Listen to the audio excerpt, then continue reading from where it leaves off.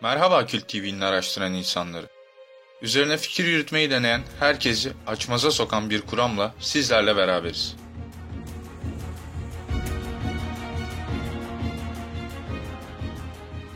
Reenkarnasyon veya ruh göçü, ruhun sürekli olarak yeni bedenlerle dünyaya döndüğüne inanan spiritüalistlerin bu olaya verdiği isimdir.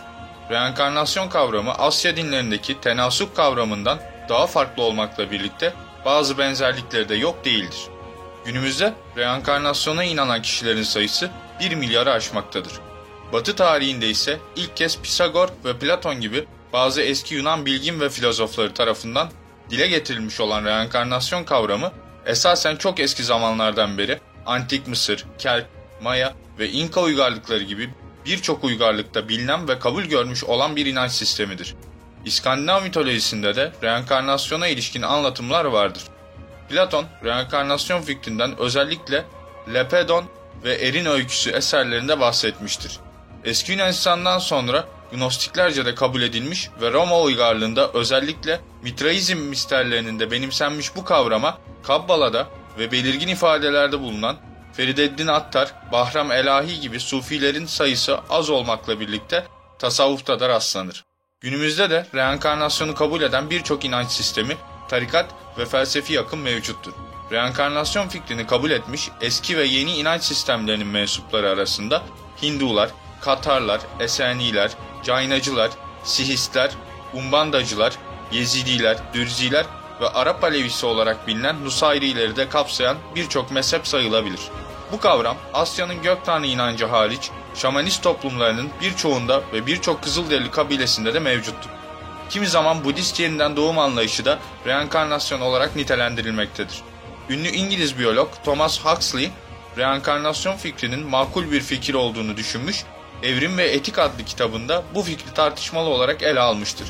Amerika Birleşik Devletleri'nde son yıllarda bazılarına göre 20. yüzyılın Galileisti diye adlandırılan Kanadalı psikiyatrist Ian Stevenson tarafından sürdürülen bilimsel araştırmaların sonuçlarının yayınlanmasıyla reenkarnasyona olan ilgi biraz daha popüler hale getirilmiştir.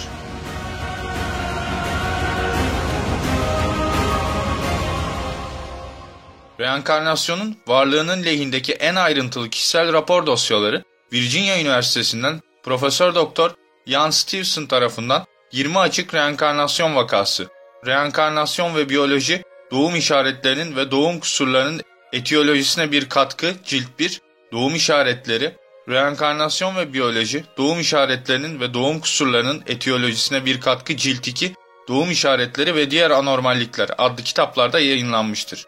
Profesör Stevenson, 40 yılı geçmiş yaşamlarını hatırlıyor gibi görünen çocukları incelemeye hasretti. Yaklaşık 1000 çocuk üzerinde incelemelerde bulundu. Profesör Stevenson, her vakada çocukların raporlarını metotlu olarak belgeledi. Böylece çocukların anlattıklarıyla ölen kişilere ait olduğu olguların paralellik göstermekte olduğunu doğrulamayı başardı.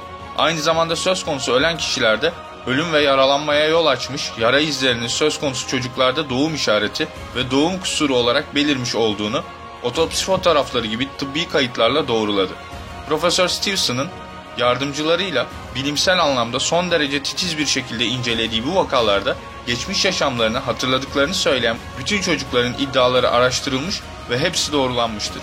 İncelemelerini genellikle reenkarnasyona inanılan ülkelerde sürdürmüş olan Stevenson, yayımlanan son kitabında ise Batı'da rastladığı 6 vakayı sunmuştur. Stevenson tarafından belgelenmiş tipik bir vakada Beyrut'taki bir çocuk 25 yaşındaki bir motor tamircisiyken plaj yolu üzerinde hız sınırını aşmış bir arabanın çarpmasıyla ölmüş olduğunu anlatmaktaydı.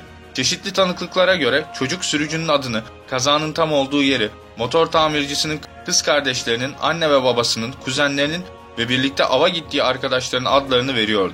Vaka doğrulandı. Çocuk söz konusu motor tamircisinin ölümünden birkaç yıl sonra doğmuş ve çocuğun ailesinin ölen adamla görünür hiçbir irtibatı yoktu. Stevenson'ın ilk incelemelerini daha ziyade reenkarnasyon inancının yoğun olduğu ülkelerde yapmıştı. Bu bakımdan bir eleştiri aldığında bu kez incelemelerini batılı ülkelerde de yaptı ve Avrupa'da incelediği bu tür reenkarnasyon vakaları üzerine bir kitap yayımladı. Daha başka birçok kişi reenkarnasyon fenomenini sorgulamış ve bunun makul bir fenomen olduğu sonucuna varmıştır.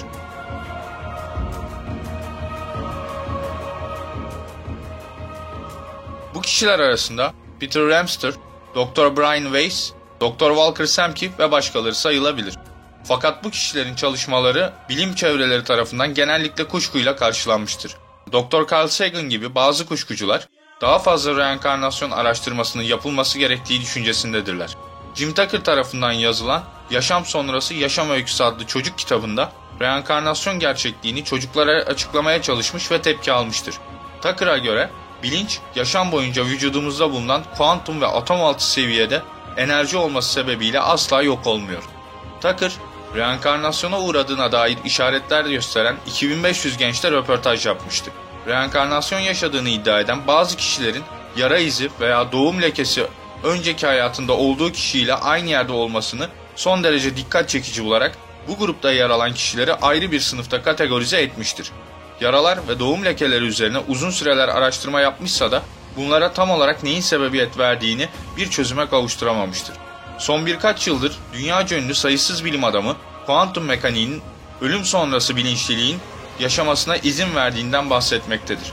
Örneğin Amerikalı bir tıp doktoru olan Ascellas Tıp Anabilim Dalı Başkanı Dr. Robert Lanza, biyolojik merkezlilik olmayacağını öne sürmüş, ölümden sonra atom altı parçacıklar vasıtasıyla evrene saçılacağımızı aktarmıştır. Tucker, bu enerji akışının yeni bir ev sahibi bulabileceğini söyleyerek bu teoriyi daha da geliştirmiştir. Geçmişte kuantum teorisinin babası olan Max Planck gibi bazı önde gelen bilim adamları bilinçliliği öncelikle bilinci esas almış ve maddesel bedeni ikinci plana itmiştir. Dolayısıyla bu durumda bilincin hayatta kalabilmek için fiziksel bir beyne bağımlı olması gerekmeyebilir ve fiziksel beyin sonrasında yani vücut ölünce de devam edebilir.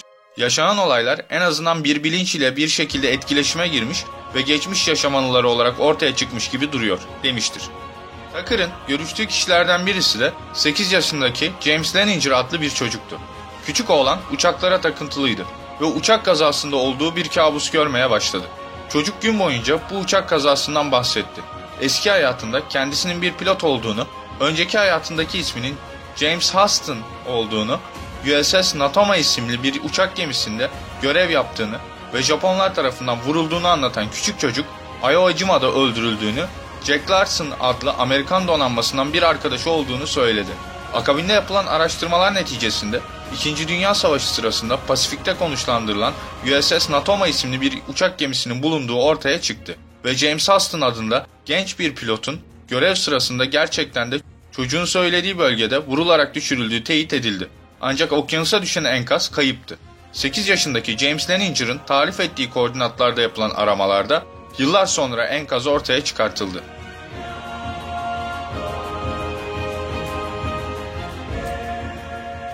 Türkiye'de de reenkarnasyonu savunan bazı kimseler, Batı'da aynı fikrin temsilcileri olan insanların Tevrat ve İncil'in bir takım ayetlerini reenkarnasyon teorisine uygun düşecek bir tarzda yorumlamalarından etkilenerek, Kur'an'da da bu konuya uygun bir şekilde tevil edebilecekleri ayetler aradılar. Bu ayetler gerçek manalarıyla hiçbir ilgisi olmayan tuhaf tevillerle kendi görüşleri istikametinde yorumlamaya çalışmışlardır. Geçmişte tenasu için yapılan benzer çabalarda onlar için ayrı bir dayanak noktası olmuştur. Ancak ilahi dinlerin tamamı reenkarnasyonu tüm çeşitleriyle beraber tartışmaya yer bırakmaksızın reddetmektedir. İlahi dinlerin çerçevesinde ölümün ardından yaşanacak olan tek diriliş, kıyametten sonra gerçekleşecek olan son diriliş olacaktır. Nitekim bu olay başka bir açıdan da bakıldığında dünya hayatının bir sınav olduğu tezi üzerine kurulu olan ilahi sistemin reddi anlamına gelmektedir. Yine de bu durumun mantık çerçevesinde de izahatı olmayan 1 milyardan fazla kişinin inandığı, yüz binlerce kişi tarafından deneyimlenerek delillendirilmiş olan ruh göçü kuramını öylece kaldırıp atabileceğimiz anlamına gelmiyor. Konuya biraz daha farklı bir bakış açısıyla yaklaşalım. Hem ilahi dinler hem de bilim açısından kabul gören bir gerçek şu ki, ruh ölümsüz saf bir enerjidir ve insan bilinci beyinde değil ruhtadır. Zaten mantıken de bakıldığında ruhani varlıkların tamamı biyolojik bir beyine sahip olmaksızın bilince sahiptirler. Ayrıca ruhani varlıklar için zaman ve mekan kavramı da yoktur. Reenkarnasyon üzerine çalışmalar yapan bilim adamlarınca çıkartılan dünya ruh göçü haritasında dikkat çeken bir ayrıntı var. Reenkarnasyonun daha sık yaşandığı bölgelere baktığımızda buralar mütemadiyen dünyanın enerji çıkış noktalarına kurulmuş olan şehirler. Ülkemizde de bu bölge Hatay ilimizdir. Tahmin edeceğiniz üzere Hatay'da reenkarnasyon inancı son derece yaygın ve reenkarnasyon yaşadığını söyleyen insanların sayısı oldukça fazladır. Ayrıca reenkarnasyona inanıp bunun üzerine çalışmalar yapan İstanbul, İzmir, Ankara ve Avrupa'da bulunan birçok cemiyet sık sık Hatay'a gelerek incelemeler ve toplantılar yapmaktadır. Gayb aleminden dünyaya doğmak üzere gelen ruh, dünya enerji noktalarına yaklaştığında zaten yüksek olan enerji seviyesi artacaktır. Henüz yeni ölmüş ve berzah alemine göçe hazırlanan ruh da mütemadi şekilde aynı bölgede bulunduğu takdirde bu durum onun da başına gelecektir. Keza giden ve gelen iki ruhun etkileşimi neticesinde bir bilinç aktarımı olması kuvvetle muhtemeldir. Bu durumda yeni doğan kişi daha önce ölmüş olan biriyle ruhsal boyutta ve bilinçsel düzeyde etkileşime girmiş olduğu için o ruhun yaşarken geçirdiği hadiselere dair hatırladığı şeyleri doğduğu bedende ortaya çıkması, kişinin de bu durumu açıklayamayarak bu olayları önceki hayatından izler olarak yorumlaması sonucu günümüzde bilinen reenkarnasyon olgusunu oluşturmuş olabilir.